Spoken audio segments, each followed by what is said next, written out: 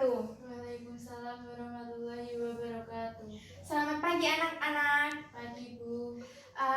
Sebelum kita mulai pelajaran pada pagi hari ini, terlebih dahulu kita berdoa bersama-sama. Berdoa mulai. Berdoa selesai. Anak-anak, selanjutnya kita menyanyikan lagu Indonesia Raya.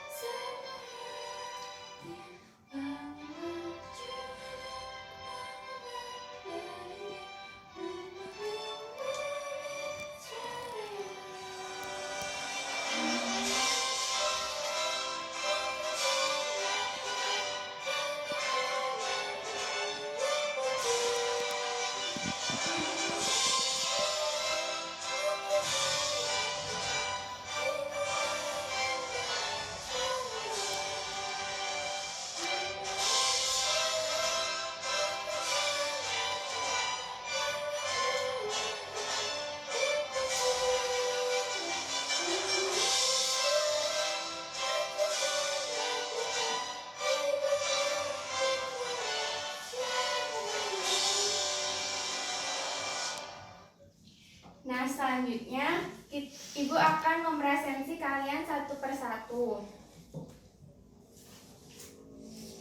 Karena sekarang Ibu akan mulai presensi ya. Zifara? Ada.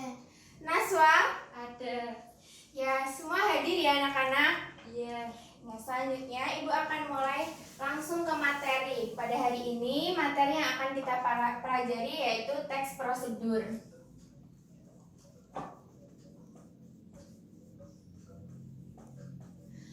Apakah di sini udah ada yang tahu teks prosedur itu apa? Belum. Nah, kalau begitu Ibu akan menjelaskan apa itu teks prosedur. Nah, dari pengertian teks prosedur yaitu teks yang berisi tentang langkah-langkah untuk melakukan sesuatu hal yang baik, melakukan suatu kegiatan tertentu maupun membuat sesuatu yang akan disajikan. Misalkan kalian mau membuat sebuah makanan atau mau melakukan sesuatu seperti mengambil uang di ATM, itu ada langkah-langkahnya. Nah, kalian pernah masak mie instan? Nah, di balik kemasan mie instan itu ada langkah-langkah atau cara membuat mie instan. Nah, itu yang disebut dengan langkah-langkah. Nah, tujuan teks prosedur ini apa? Tujuan dari teks prosedur ini yaitu untuk mempermudah kita ketika kita akan melakukan sesuatu, kita belum tahu atau belum bisa caranya. Nah, kita harus tahu dulu prosedurnya seperti apa agar kegiatan atau sesuatu yang akan kita lakukan itu bisa sesuai dengan keinginan kita. Nah, selanjutnya ciri-ciri teks prosedur. Di dalam teks prosedur itu ada apa saja? Nah, yang pertama yaitu kita menentukan tujuannya dulu. Kita misalkan mau membuat apa. Nah, kemudian menentukan bahannya. Misalkan mau membuat donat, kita harus mempersiapkan donat. Bahan-bahan untuk membuat donat. Kemudian mengetahui langkah-langkahnya, bagaimana cara membuat donat. Nah, setelah itu kita melaksanakan bagaimana caranya membuat dan setelah kita membuat baru kita menikmati hasilnya. Kita menentukan tujuannya, menyiapkan bahan-bahan yang akan kita gunakan, kemudian kita tahu langkah-langkah yang akan kita laksanakan, nah kita akan tahu bagaimana cara membuatnya dan hasilnya akan sesuai dengan apa yang kita inginkan. Nah, struktur dari teks prosedur itu apa? Struktur itu hampir sama dengan ciri-ciri. Ada apa yang ada di dalamnya. Nah, struktur tadi itu ada tujuan, material itu sama juga dengan bahan. Kemudian langkah-langkah itu apa yang harus kita lakukan atau petunjuk kita dalam melakukan sesuatu. Nah, selanjutnya kaidah kebahasaan yang terdapat dalam teks prosedur itu ada konjungsi, kalimat imperatif atau kalimat perintah, selanjutnya kalimat pasif. Konjungsi itu sudah tahu? Belum. Konjungsi itu adalah kata penghubung. Misalkan nih, seperti selanjutnya, kemudian, setelah itu, berikutnya, lalu. Nah, jadi misalkan nih, kalian mau membuat sesuatu. Nah, misalkan kan gini, selanjutnya tuangkan air ke dalam mangkuk, seperti itu. Paham ya? Nah, kalimat perintah atau kalimat imperatif. Nah, kalimat perintah atau kalimat imperatif itu sangat banyak kita temui di langkah-langkah teks prosedur ini. Misalkan kita dalam membuat sesuatu, banyak kalimat perintah seperti tuangkan, aduklah, kemudian tiriskan gitu. Jadi kalimat-kalimat yang memerintah gitu. Paham? Paham. Selanjutnya kalimat pasif. Dalam teks prosedur pada umumnya menggunakan kalimat pasif. Nah, ini ada contoh teks prosedur membuat jus jambu. Nah, selanjutnya Ibu akan menayangkan bagaimana cara membuat donat.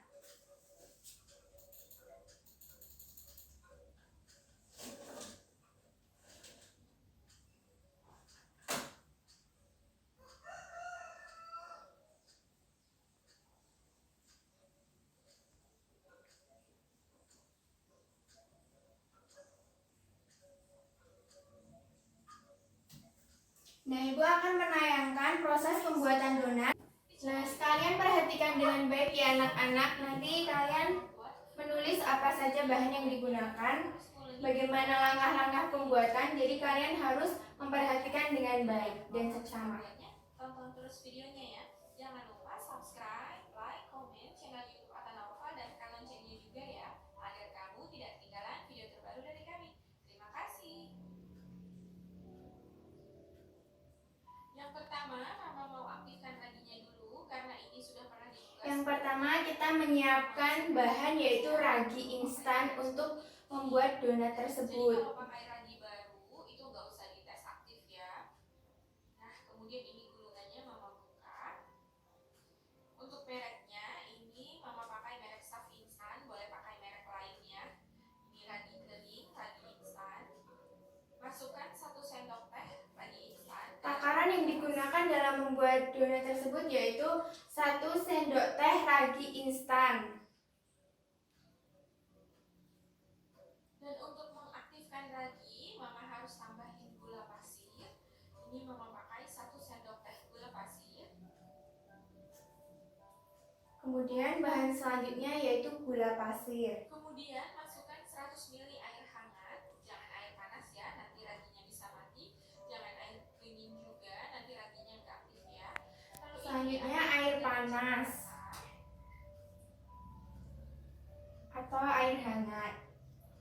Kemudian ini ditutup, diamkan sekitar 5 sampai 10 menit hingga raginya mengembang ya. Kalau raginya nggak mengembang, ini berarti nggak bisa dipakai lagi ya, harus ganti ragi baru. Kemudian ini saya gulung lagi, lalu dikaretin lagi ujungnya supaya ini tertutup rapat. Kemudian dimasukkan lagi ke dalam wadah tertutup. Kemudian ini Mama simpan lagi di dalam kulkas ya. Setelah berjalan 5 menit, ini boleh dilihat raginya. Kalau dia udah mulai berbusa dan mulai bening gini, mengembang, ini berarti raginya masih aktif ya. Jadi nggak perlu nunggu sampai 10 menit mengembang banget, karena ini udah pasti aktif ya. Jadi ini bisa langsung digunakan.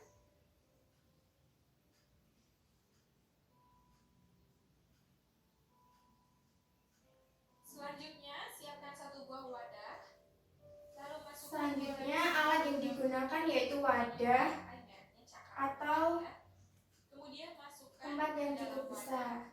Nah, untuk ukuran sendok ini dia nggak rata banget ya peres atau juga nggak tinggi banget menggulung seperti ini, tapi cembung atau penuh seperti ini. Nah, ini 100 gramnya sekitar 9 sendok makan penuh seperti ini. Jadi untuk 250 gram itu sekitar 22 sampai 23 sendok makan penuh ya, atau 23 sendok makan muncung.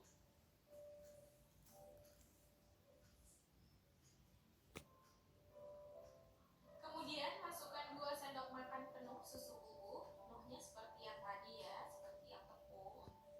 Kemudian masukkan 3 sendok makan gula halus, ini dari 3 sendok makan gula pasir yang di blender. Kemudian ini diaduk hingga tercampur rata, boleh langsung digunakan tangannya, ini mama pakai sendok. Nah, tujuannya memakai gula halus di sini agar tidak ada butiran-butirannya, karena kan gula pasir itu susah larut ya kalau ditepung. Jadi ini mama pakai gula halus. Setelah tercampur rata, ini mama lanjut uleni menggunakan tangan. Diuleninya nggak lama, nggak sampai pegel, hanya sampai setengah kalis ya. Jadi sekitar 1 menit aja. Oh ya teman-teman, bagi teman-teman sekalian yang sering sakit kepala tiba-tiba atau hipertensi atau rabun, aktif banget karena berbagi ideal, jangan. Nah, tipsnya agar donat lembut berhari-hari, ini boleh tambahkan 1 sendok teh emulsifir ya. Ini mama pakai SP, boleh diganti Ovalet atau TBM. Jadi kalau nggak pakai kentang, biar lembut boleh ditambah SP ya. Kemudian masukkan 1 sendok makan margarin. Lalu ini diuleni hingga margarin dan SP-nya ini tercampur rata ke dalam adonannya. Jadi menguleninya nggak sampai pegel, cuman sampai tercampur rata aja ya. Bulatkan seperti ini ya, walau sedikit saja bisa dibulatkan ya, walaupun adonannya nggak sesuai selera ya. Ini Nah, selanjutnya setelah adonan sesuai dengan adonan untuk alasnya ini langsung kekalisan, itu kemudian adonannya dibuat bulat-bulat. pakai kertas nasi, bagian kilapnya di sebelah atas ya. Kemudian ini bulat-bulatkan, boleh di rounding sampai adonannya ini mulus ya, seperti ini. Nah, lakukan hingga seluruhnya selesai dibulatkan ya.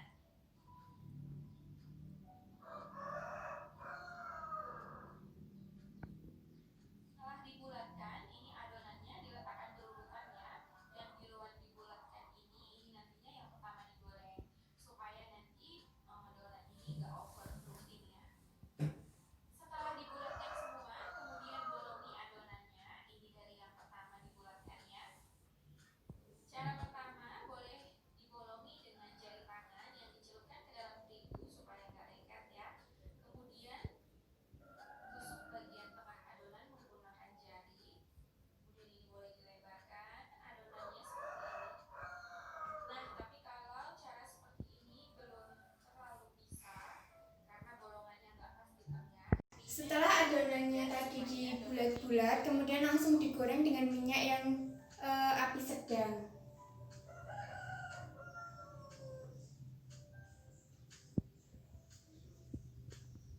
Nah, dalam menggoreng donat jangan dibolak-balik ya. Kalau mau lihat bagian bawahnya itu cukup diintip aja sedikit. Kalau udah warnanya kuning kecoklatan, boleh dibalik ya, supaya nggak banyak menyerap minyak ya. Jadi caranya diintip sedikit seperti ini. Kalau warnanya udah kuning kecoklatan, berarti donatnya udah matang ya. Nah, setelah donatnya tadi matang digoreng, kemudian diberi topping. Sampai sini sudah cukup ya anak-anak, kita melihat videonya. Ibu akan membagikan lembar jawab untuk kalian menulis apa yang kalian dapat setelah kalian menonton video yang tadi Ibu putarkan.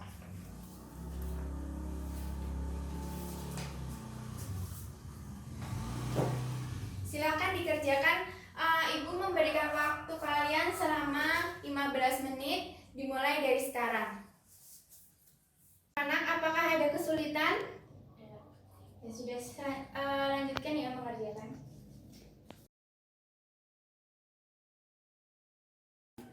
Ya anak-anak, waktu sudah selesai. Sudah selesai semuanya?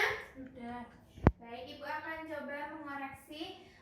Sebelum Ibu mengoreksi, perwakilan dari kelompok maju ke depan. Silakan kelompok 1 maju ke depan untuk mempresentasikan hasil yang sudah kalian dapat. Silakan maju. Kan dibaca, Mbak. Bahan-bahan membuat donat.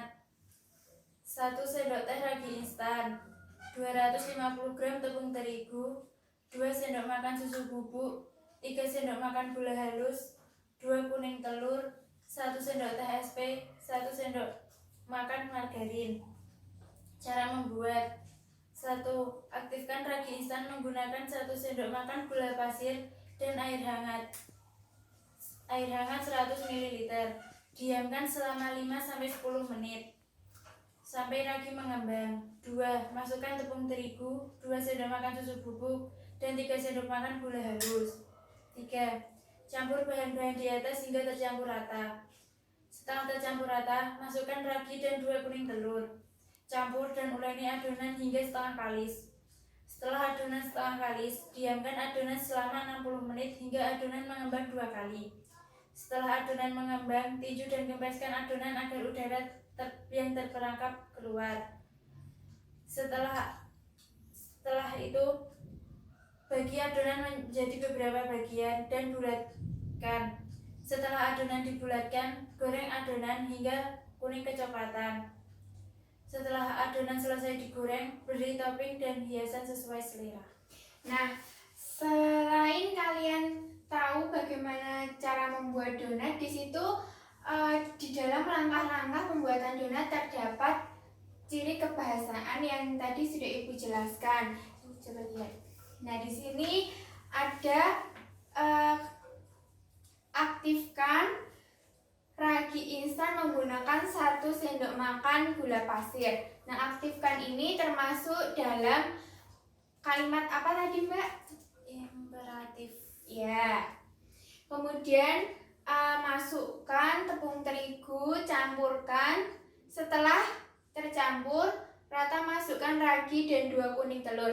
Nah, kata setelah tadi termasuk kata apa? Konjungsi. Ya, benar, konjungsi. Kemudian campur dan uleni. Setelah adonan setengah kalis, diamkan adonan selama 60 menit hingga adonan mengembang. Setelah adonan mengembang, tinju atau kempeskan adonan agar udara yang terperangkap keluar. Nah, di sini tadi kalian sudah menyaksikan. Selain kalian tahu bagaimana cara membuat donat, bahan-bahannya apa saja, kemudian cara membuatnya seperti apa, kalian juga di sini bisa belajar apa yang dimaksud dengan konjungsi. Ada contohnya ya tadi dalam video. Kemudian kalimat imperatif juga tadi ada ya, Mbak. Nah, sampai sini setelah kalian Ibu jelaskan, setelah kalian melihat video, apakah sudah paham apa itu teks prosedur? Sudah. Nah, Ibu akan memberikan sedikit pertanyaan. Ciri-ciri dari teks prosedur tadi itu apa, Mbak? Tujuan, bahan, langkah-langkah, proses. Ya. Apakah ciri-ciri dan struktur itu sama? Sama. Ya, struktur dan ciri-ciri itu hampir sama ya. Di dalamnya ada bahan, kemudian ada material, ada langkah-langkah, dan ada proses. Nah, ciri kebahasaan tadi ada apa saja, Mbak? Konjungsi, Ya, teks imperatif, kalimat imperatif, kalimat pasif. pasif. Nah, silahkan kembali ke tempat duduknya.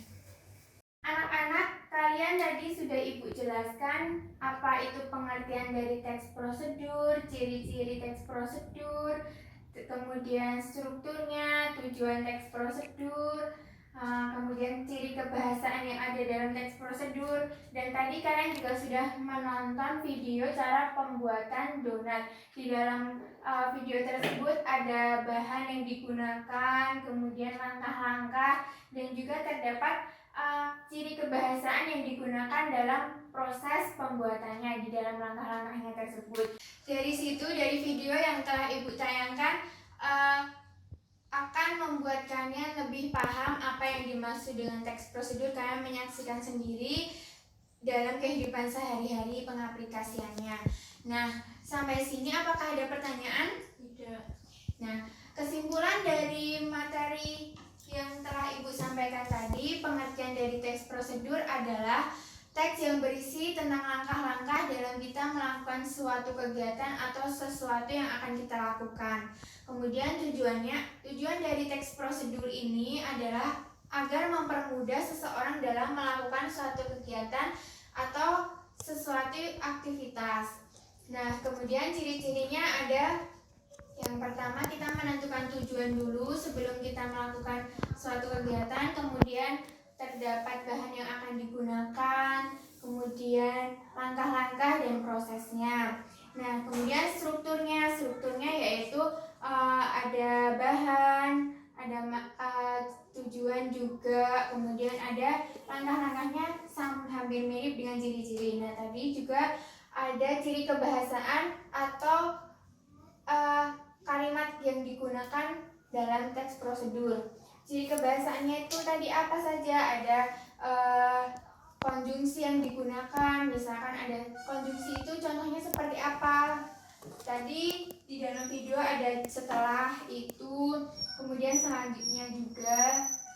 Nah, kemudian kalimat imperatif itu atau disebut juga dengan kalimat perintah. Biasanya contohnya seperti campurkan, tuangkan, kemudian aduklah, seperti itu. Nah, kemudian kalimat pasif.